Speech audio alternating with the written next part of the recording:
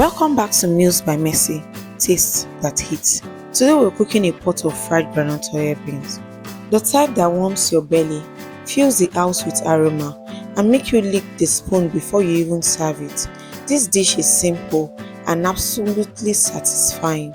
Quick question, what's your favorite way to enjoy beans? Is it with bread?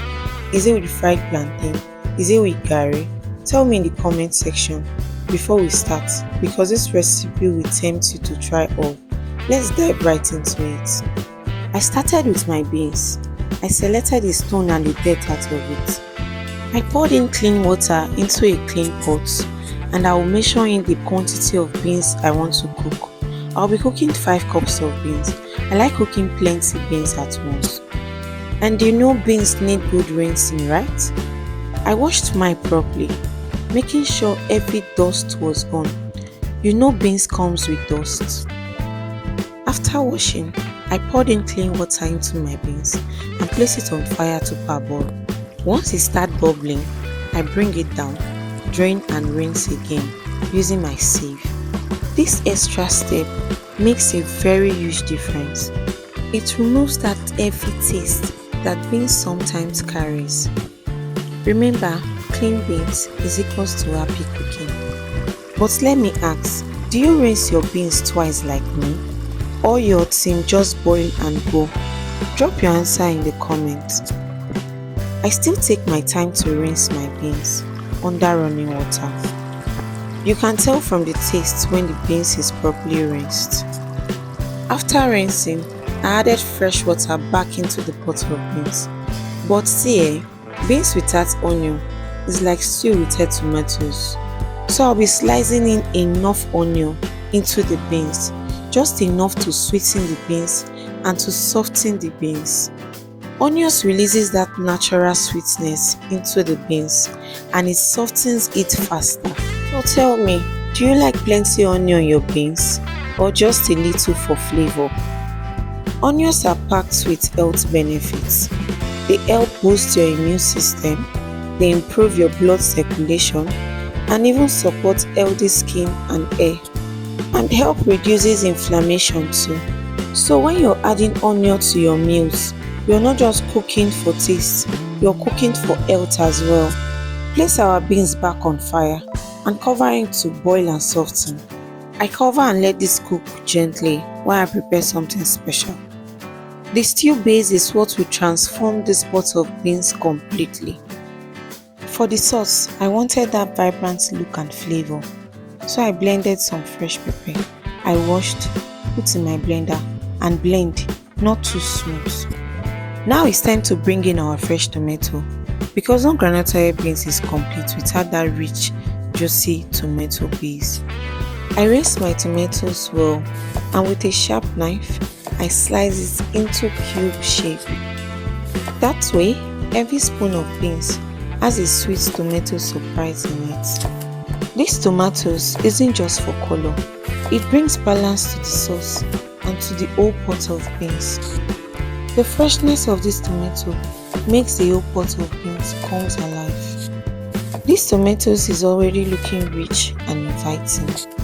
Stay with me, because when these tomatoes eat the beans, you will know why we say taste that hits. Now let's talk about our onions. Onions is a real flavor booster for fried beans. This is where the taste of the fried beans begins. I peeled the onions nicely, washed and sliced. Onions in fried beans do more than just aroma. They melt right into the oil, sweeten the beans and balance the fried beans. Some people like their onions diced, some people like their onions sliced. I prefer this slice I'm doing here. If you don't like onions showing in your beans, slice extra tiny or just blend into a smooth paste. They will disappear while frying, but the taste is still there, rich and bold. This is the foundation of fried beans magic. It begins with this sauce, this combo right here. Now, this is the magic part. Into a hot frying pan, I poured in my groundnut oil, also known as vegetable oil. While our groundnut oil is heating up on fire, I went ahead to prepare my crayfish. I'll be using hand grinder to grind my crayfish. You can either use mortar or you can use blender.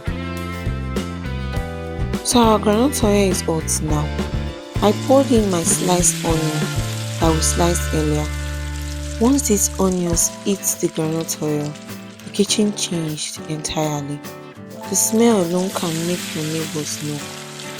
And this right here is the foundation of the sauce. Give the onions a good stir and let it sizzle for a while.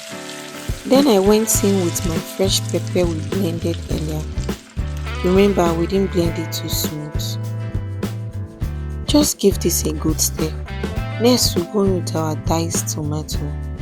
The sound, the smell, and everything in this sauce is just screaming comfort food loading, delicious, and it looks good. And just stir everything together. Next, we'll be going in with our seasoning cube. I'm using Knorr seasoning cube. You can use any seasoning cube of your choice according to your preferred product and according to your taste. Then we added salt for taste. Please do not add too much salt in beans. It will spoil the taste. Next, I added the grounded crayfish we grounded earlier with our hand grinder. Give this a good stir. Stir everything together. Make sure everything mixes properly. Let it fry slowly until the oil separates from the sauce. By this time, the beans are softened perfectly. I gently poured in my fried mixture into the pot of beans. And the way it sizzled when it touches the beans, oh, pure joy. Now we'll mix the beans and the sauce together.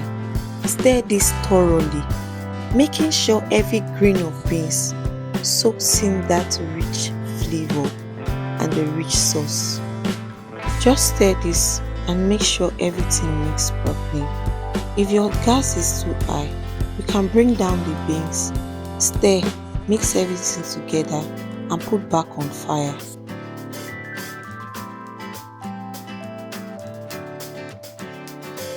I scrape the balanced sauce inside the frying pan into the beans because I don't want any of my sauce to waste.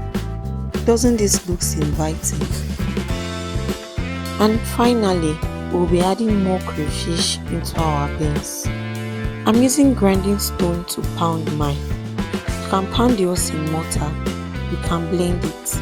But I'm using this because I don't want my crayfish to be smooth. I want it to be visible but at the same time soft. I like plenty crayfish in my beans. That's why I'm adding this extra. If you don't like too much crayfish, you can skip this part. It's completely optional. Crayfish is what takes your beans from ordinary to extraordinary.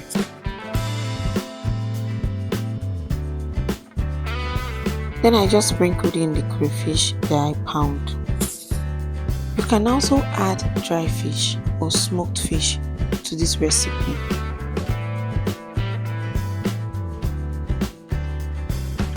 And then we're going to stir this. Give it a very good stir. Stir for everything to combine together. I like using wooden spoon or spatula to stir my beans. Each time I'm cooking beans, I'm using either wooden spoon or spatula. I don't like using iron spoon. Taste the beans. If need be to adjust any seasoning, adjust, add what you want to add, but please don't add too much. And once again, give this a very good stir. Stir everything to combine together properly. Reduce the gas and let everything simmer together slowly. Honestly, this is where patience pays, because the longer it simmers and dries together, the deeper and sweeter the flavor gets. This food is nutritious and delicious, made with love. Just look at the rich color and texture. You can enjoy this with ripe plantain, bread, or even on its own. Don't forget to try this recipe at home and let me know how yours turns out. If you have a special way you cook your beans at home, share with me in the comments.